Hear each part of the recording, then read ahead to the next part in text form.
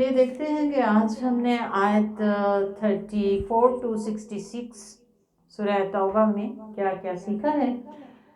آج ہم نے سیکھا کہ ایک مومن کو چاہیے کہ وہ حرام مال سے اجتناب کرے، کیونکہ حرام مال سے دیا ہوا صدقہ بھی قبول نہیں ہوتا، اللہ کے ہاں دعا بھی قبول نہیں ہوتی، عبادت بھی قبول نہیں ہوتی۔ تو کوئی بھی ایسا طریقہ اختیار کرنے سے پرہیز کرنا چاہیے۔ اس کے علاوہ ہمیں اپنی زندگی کا جائزہ لینا چاہیے اور کوئی ایسا طریقہ اختیار نہیں کرنا چاہیے کہ لوگ اللہ کے راستے سے رک جائیں ہماری وجہ سے۔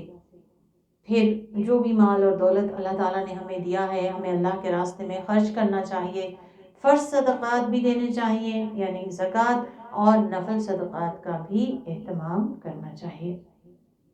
اس کے ساتھ ساتھ حرام مہینے جو اللہ سبحانہ وتعالیٰ کے مقرر کردہ ہیں، ان کا احترام کرنا، ان میں نیکی کے کاموں کی کثرت کرنا، گناہوں سے اجتناب کرنا چاہیے، اور ہمیں کانشیسلی اس کا پتہ ہونا چاہیے رجب اور ذی القعدہ، ذی الحج اور محرم، یہ جو مہینے ہیں۔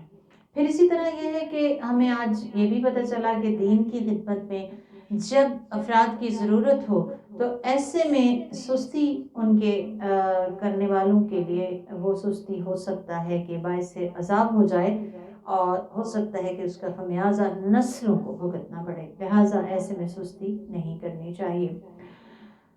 اللہ کے راستے میں نکلنا چاہیے، نہ صرف یہ کہ انسان اپنا وقت، اپنی صلاحیت لگائے، بلکہ مال بھی لگائے۔ اللہ تعالیٰ ہمیں اس کی توفیق دے۔ آج ہم نے یہ بھی سیکھا کہ تقوی کا تقاضا یہ بھی ہے کہ انسان دین کی ضرورت کو، دین کی سربلندی کو اپنی ہر چیز پہ اولیت دے اور قربانی کی سطح پہ دین کو اختیار کرے۔ نیکی کی توفیق اللہ تعالیٰ کی طرف سے ملتی ہے، اور اسی کو ملتی ہے جس کی نیت درست ہو۔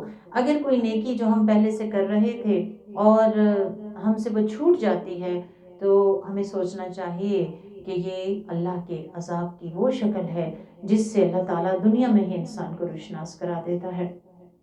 آج کا جملہ ہمارا تھا وَعَلَى اللَّهِ فَلْيَتَوَكَّلِ الْمُؤْمِنُونَ، اللہ پہ مومنوں کو بھروسہ کرنا چاہیے۔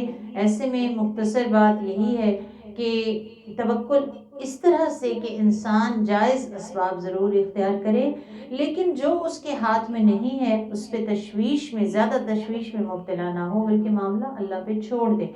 اگر کامیابی ملتی ہے تو یہ سمجھ لے کہ یہ اللہ کی طرف سے ہے، اور اگر ناکامی ہوتی ہے تو پھر ایسی صورت میں صبر سے، استقامت سے جمع رہے، ناکامی کے اسباب کا جائزہ لے، ہمت سے دوبارہ اٹھے، دوبارہ کوشش کرے۔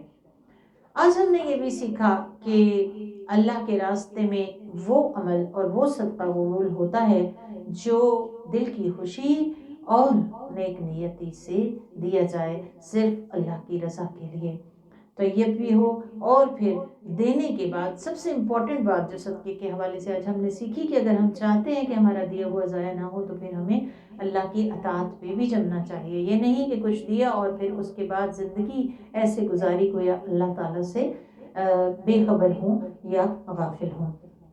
زکوٰۃ کے مصارف اللہ تعالیٰ نے بتا دیے ہیں، واضح ہیں، یہ 8 ہی مصارف ہیں، ان کے علاوہ ہمیں کوئی نیا مصرف میں زکوٰۃ کا دینا دراصل ہمیں قبولیت سے دور کر دے گا۔ اللہ تعالیٰ کے جو مقرر کردہ قاعدے ہیں ان کو ہمیں بہت ہی اہتمام کے ساتھ ان کو فالو کرنا چاہیے۔ ان 8 مدات میں دیں تب بھی ٹھیک ہے، کسی ایک مد میں زیادہ ضرورت ہو تو ایک ہی مد میں دے دیں، لیکن ان 8 سے باہر نہیں نکلنا۔